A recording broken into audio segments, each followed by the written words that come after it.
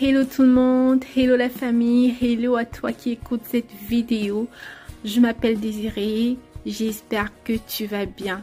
Voilà, c'est juste pour rappeler que cette vidéo est la suite de la vidéo précédente que j'ai publiée, dans laquelle je partage avec toi une conversation que j'ai eue avec le Saint-Esprit, avec Dieu si tu veux, dans laquelle il répondait à une question que je lui avais posée.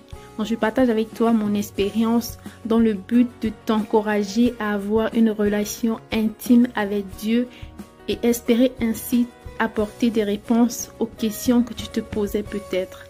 Donc, je t'invite à regarder la vidéo précédente afin de mieux comprendre celle-ci. Voilà, je te laisse découvrir la suite de la vidéo et te souhaite une très belle écoute. À bientôt.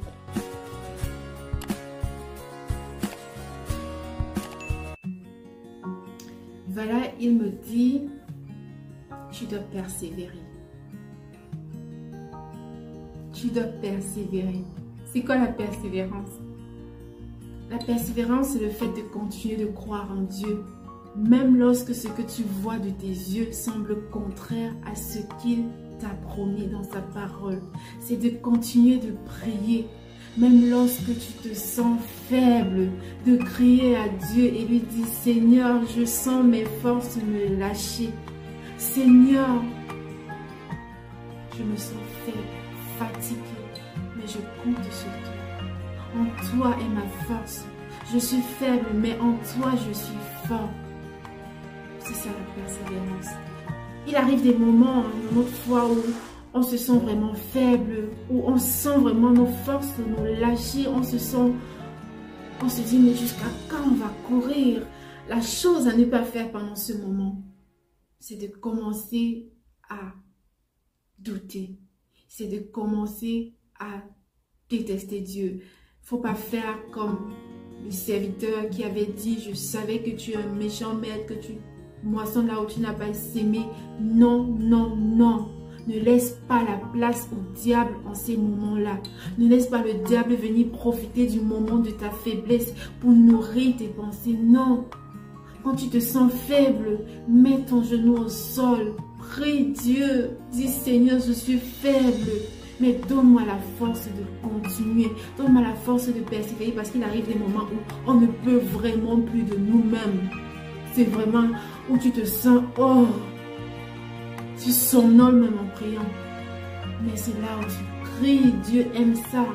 Quand tu soupires après lui. Donc, je t'invite aujourd'hui à persévérer. Je ne sais pas ce que tu traverses en ce moment, mais je t'invite à persévérer. Dieu a le regard sur toi. Il ne t'a pas abandonné. Il ne t'a pas oublié. Il voit tes pleurs. Il te voit crier. Ne murmure pas dans l'attente. Et pour ceux qui douteraient peut-être que, mais comment je sais que c'est Dieu qui me parlait et tout. Quand tu reçois une parole, quand tu converses avec Dieu, prends le soin de vérifier si cela est biblique. Et c'est ce que j'ai fait en fait. Dans Jean 16, 33, il est écrit, je vous ai parlé ainsi pour que vous ayez la paix en moi. Car dans le monde, vous connaîtrez la persécution, mais courage, j'ai vaincu le monde.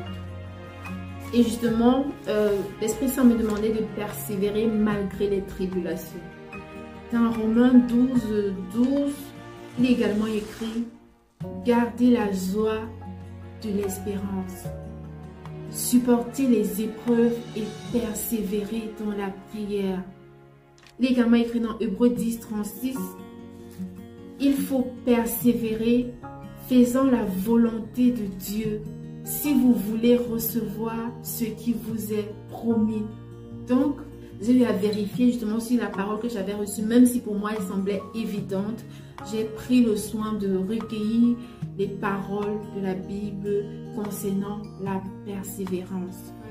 Donc, il m'a également dit, tu dois vivre pour Dieu. Vivre pour Dieu, oui. Vivre pour Dieu, c'est de faire de Dieu ta priorité. Qu'est-ce qui occupe tes journées? Sur quoi tu es beaucoup plus focalisé dans ta vie? Qu'est-ce qui occupe en majorité tes pensées? Sur quoi tu es vraiment trop focalisé? Est-ce qu'il y a quelque chose dans ta vie qui prend la place de Dieu? Est-ce que c'est ton travail? Est-ce que ce sont tes enfants? Est-ce que c'est le fait que tu veux posséder quelque chose? Est-ce que c'est le fait, je ne sais pas, peut-être que là maintenant, tu as envie de voyager, peut-être là maintenant, tu as envie de t'offrir une voiture, peut-être là maintenant, tu as envie d'avoir un nouveau boulot, d'avoir une promotion, je ne sais pas. Ce dont tu as envie maintenant, mais est-ce que tu es tellement focalisé sur ça que dans ta prière tu es troublé, tellement ton esprit est focalisé sur la chose? Est-ce que cela prend la place de Dieu? Est-ce que tu sais que le fait de te focaliser sur cette chose-là montre ton peu de foi envers Dieu? Il est écrit dans la Bible, fais de l'Éternel tes délices et il te donnera ce que ton cœur désire. Cherchez d'abord les choses d'en haut et tout le reste vous sera donné en plus. Donc, c'est ça le prix à payer. Vivre pour Dieu.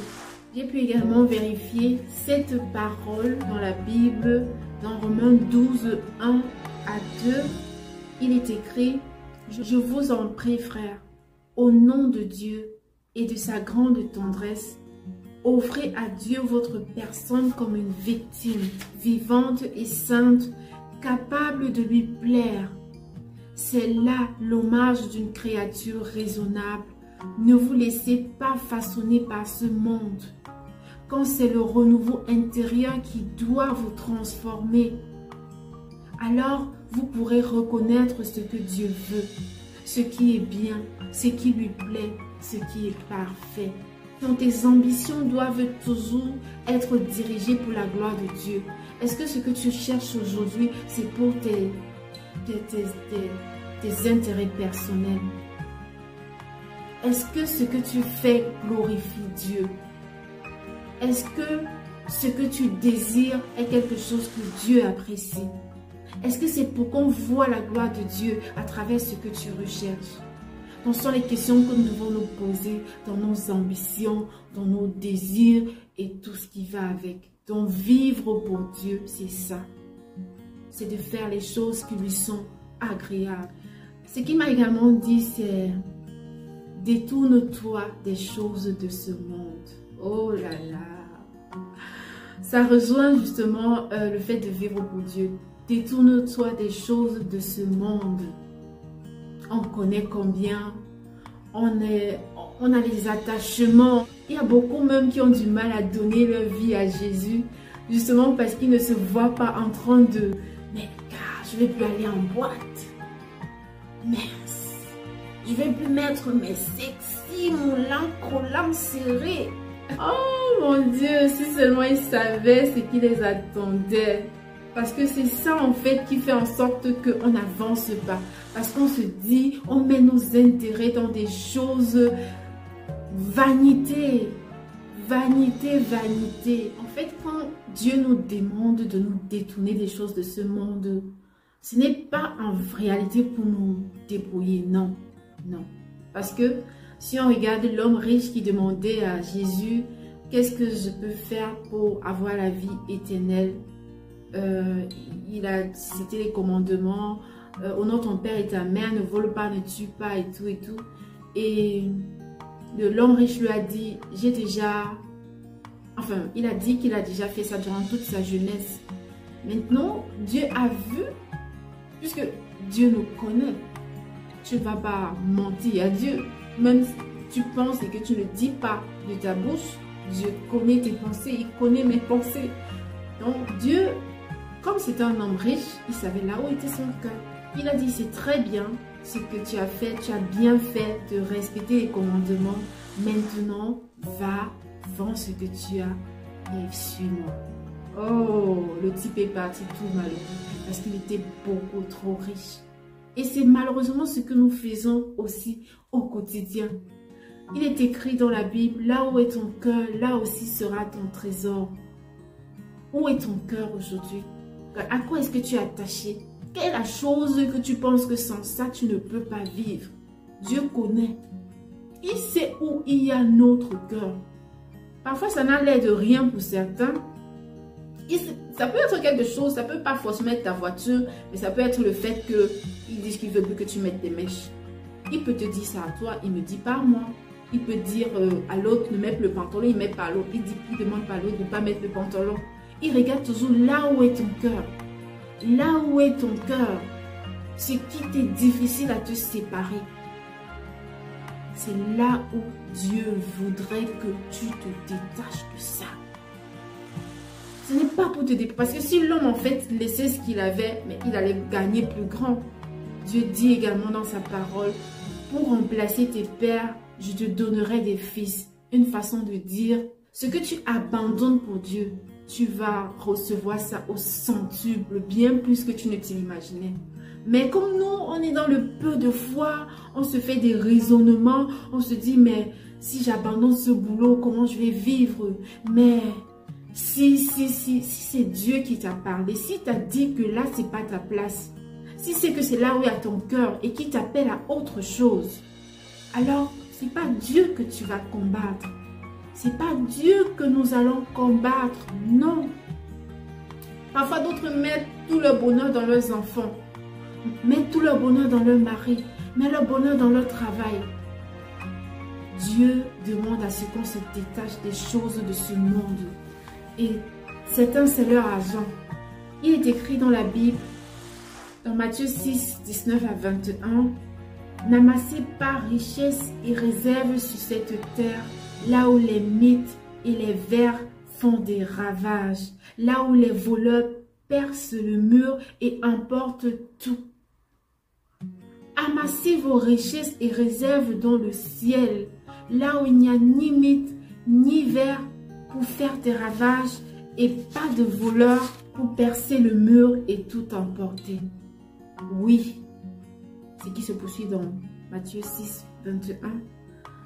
Là où est ton cœur, là aussi sera ton trésor. Ouais, je sais que ça te parle comme ça me parle à moi. Désolée si l'image de la caméra a changé, c'est juste que là, il est en train de pleuvoir.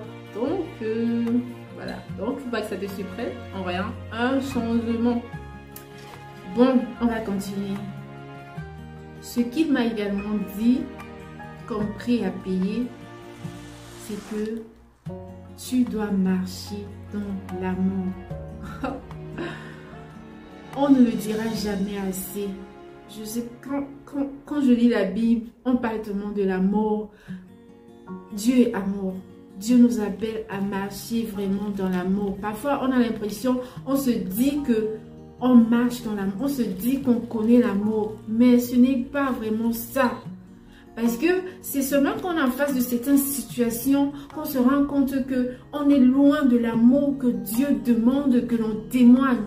Quand tu regardes une soeur peut-être sur Internet, qui a eu peut-être un débordement de comportement ou une façon de s'habiller qui est un peu un genre peut-être indigne, oui, c'est indigne, ok.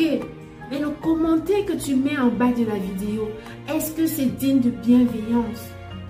Est-ce que tu le fais par amour? Est-ce que tu le fais avec bienveillance? C'est ça l'amour. Mets-toi à la place de la personne. Considère que c'est ta petite soeur. Considère que c'est ton enfant. N'allons pas chercher l'expression de l'amour ailleurs. C'est dans ces petites choses-là, dans notre comportement. Tu vas voir parfois le pseudo de quelqu'un, enfant de Dieu, mais le commentaire que la personne laisse en bas d'une vidéo, mais tu te demandes comment c'est possible. Comment c'est juste possible? L'amour ne condamne pas. L'amour justifie tout. Et justement, dans Galates 5, 13 à 14, il est écrit, « Frères, votre vocation, c'est la liberté, non pas celle qui sait de justifier les appels de la chair, mais celle qui nous met au service les uns des autres par amour. » Et par la suite, il est écrit, « Tu aimeras ton prochain comme toi-même. » On ne peut pas dire qu'on aime Dieu qu'on ne voit pas et détester notre prochain qu'on voit. Là, la Bible dit que c'est le mensonge. Franchement, et c'est plutôt une évidence. Donc l'amour dans les petits gestes. Même si tu veux corriger ton frère, si on va dire ça comme ça, fais-le dans l'amour. Fais-le dans l'amour. Aujourd'hui, on vit trop de situations où, franchement, ça prouve juste le manque de la connaissance ou plutôt de la compréhension du sens de l'amour tel que la parole de Dieu le dit. Sincèrement, moi personnellement, quand je lis certaines histoires de la Bible et même quand je vis des situations, je vois Dieu qui je vais dire comme ça, exauce les prières même des gens qui vivent indignement. Pour te dire en fait que là où tu condamnes, Dieu compatit. On ne peut pas dire que Dieu vit en nous et nous vivons en nourrissant chaque jour le péché. Non, c'est pas dire que on sera parfait, mais de faire des efforts vraiment. Que chaque fois que tu poses un acte par égarement, si on va dire ça, que tu regrettes la chose, que tu demandes pardon. Tu ne dois pas te plaire et te dire que tu es comme ça. C'est pas de l'amour. L'amour, c'est la recherche vraiment de l'harmonie. Lorsque tu vois des personnes en discorde, tu cherches comment les réunir, comment les unir. C'est ça l'amour. Ce n'est pas garder rancune. Quand Dieu te dit pardon, tu te dis non, ce qu'elle m'a fait vraiment, c'est trop. Tu serres le cœur alors que c'est à toi que tu fais mal parce que tu nourris l'amertume qui te détruit et qui te rend aigri. Franchement, marchons dans l'amour. On ne dira jamais assez. Marchons dans l'amour. Si ton frère est béni, dis-toi que c'est sa saison. Pas la peine de te morfondre, de te comparer, de te dire mais Seigneur, je fais ci, je paye mes dîmes, je fais mes offrandes et tout, mais ma situation ne change pas. Non, réjouis-toi du bonheur de ton frère et attends avec joie ta saison. Donc, marchons dans l'amour. Voilà, il est écrit dans Romains 12, 9. L'amour doit être sincère. Fuyez ce qui est mal et cherchez toujours le bien. Donc, voilà. Ce qu'il m'a également dit, c'est de faire le bien. Oui. Il y a certaines personnes qui se disent moi je ne fais pas de mal. C'est bien de ne pas faire le mal. Mais c'est pas parce que tu ne fais pas le mal que tu ne dois pas faire le bien. C'est bien de ne pas faire le mal, mais c'est encore super de faire le bien. Donc, le fait que tu ne fasses pas de mal, c'est super. Fais également le bien. C'est ce à quoi Dieu nous appelle. Faire le bien, c'est aider ceux-là qui sont en difficulté ici. Dès que tu as l'occasion que tu peux aider quelqu'un, tu le fais. Tu le fais avec un bon cœur. Pas après pour aller dire que, pour aller raconter à tout le monde comment tu as fait ci, tu as fait ça. Non. Fais-le comme si tu le faisais pour Dieu. Fais-le parce que c'est Dieu qui va te récompenser. Fais-le sans faire de tapage. Quand tu fais du bien, fais-le même en catimini.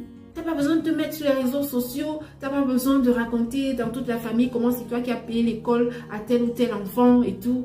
Non, tu n'as pas besoin. Dieu voit. Et si tu fais ça pour Dieu, alors tu dois le faire vraiment dans le secret, dans le silence. Tu sais que Dieu voit et lui seul va te récompenser. Le fait de te vanter et de recevoir les acclamations des hommes, bah, tu as ta récompense. Hein. Après, il ne faut pas venir dire, en fait, je fais ci, je fais ça, mais Dieu, ma situation n'avance pas. Mais c'est parce que tu as ta récompense. Si tu attends être acclamé par les hommes, non. Quand tu fais le bien, fais-le pour Dieu. Fais-le pour la gloire de Dieu. Donc, faire le bien. Et il est écrit dans Galates 6, en Galates 6, 9 à 10. Faisons le bien sans faiblir, si nous ne nous décourageons pas, le moment venu, nous récolterons. Donc, il ne faut pas se dire que non, je fais que moi-même j'ai quoi. Fais avec ce que tu as. Dieu va bénir tes efforts. Fais avec ce que tu as. Faut pas attendre. On dit celui qui a 100 francs, il n'arrive pas à donner 25. C'est pas quand il aura 1 million qu'il va donner 100 francs. Donc, fais le bien avec ce que tu as. Faire le bien, ça ne veut pas toujours dire donner quelque chose de matériel. Non, pas forcément. Faire le bien, c'est aussi unir les gens. C'est conseiller. C'est lorsque un enfant vient vers toi, voilà, je suis dans une situation, lui donner des conseils. Faire le bien, c'est aussi sortir quelqu'un d'une situation où il était peut-être prêt à se décourager, à se suicider, à avorter, et tu lui ramènes à la raison. C'est ça, faire le bien aussi. Faire le bien, c'est user des dons dont Dieu t'a fait grâce pour mettre au service des autres. Donner quelque chose à Dieu, puisqu'on ne le voit pas. La façon de le manifester, c'est de faire à ton prochain. De faire à ton prochain. C'est comme quand tu donnes ta dîme, tu fais ton offrande. Ne te dis pas que c'est au pasteur que tu es en train de le donner. Tu le donnes à Dieu. Quand tu donnes ton argent, ton offrande, ta dîme, tu fais ta prière, tu sais que c'est à Dieu que tu le remets. Tu ne dois pas avoir les intentions, oh ça part, ou oh non. C'est Dieu qui te récompense. C'est Dieu qui te récompense. Fais le bien. Fais le bien. Fais le bien quand tu peux. Fais le bien. Donc, faisons le bien. On est ensemble dans ça. Hein? C'est pas que. Faisons le bien. Ça se dit également dans Hébreux 13, 16. Et n'oubliez pas non plus de partager et de faire le bien. Car ce sont là des sacrifices qui plaisent à Dieu. Donc, c'est écrit dans la parole. C'est écrit dans la parole. Ce sont des sacrifices qui plaisent à Dieu. Il ne faut pas attendre que... On parle dans la Bible de la femme qui n'a jeté que ses 2 petites pièces. Pendant que d'autres venaient verser des grosses sommes. Elle n'a donné que ce qu'elle avait. Et c'est ça qui a marqué Dieu. Jésus a dit, cette femme a donné plus que tous ceux qui ont donné. Et c'est ça qui plaît à Dieu.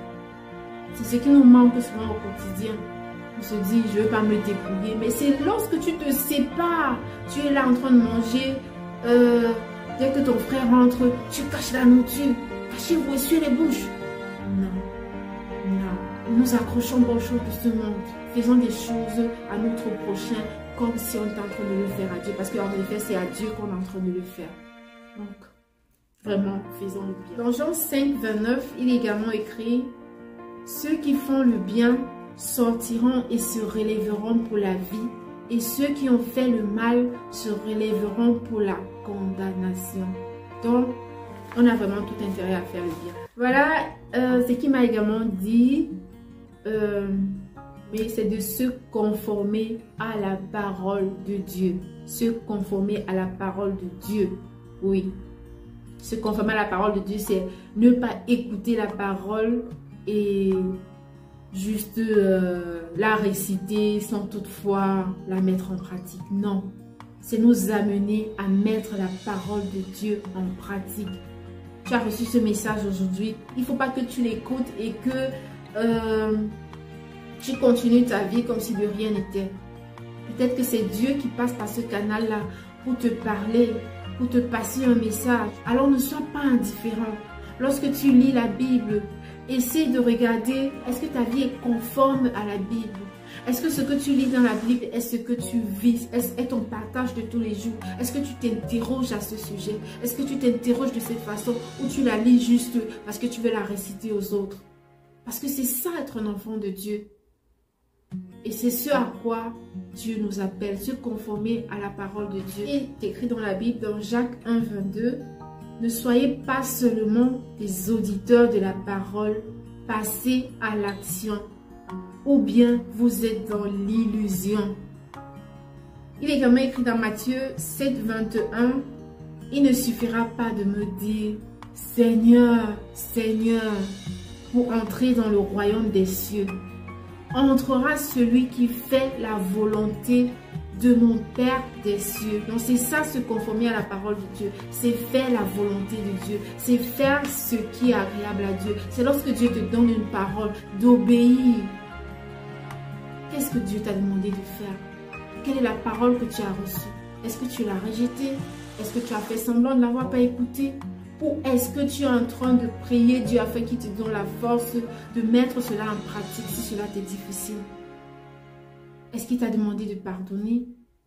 Est-ce qu'il t'a dit que c'était pas le moment de faire ce que tu as envie de faire maintenant et que il t'amène à faire autre chose pour le moment? Est-ce qu'il t'a dit que c'est pas la saison?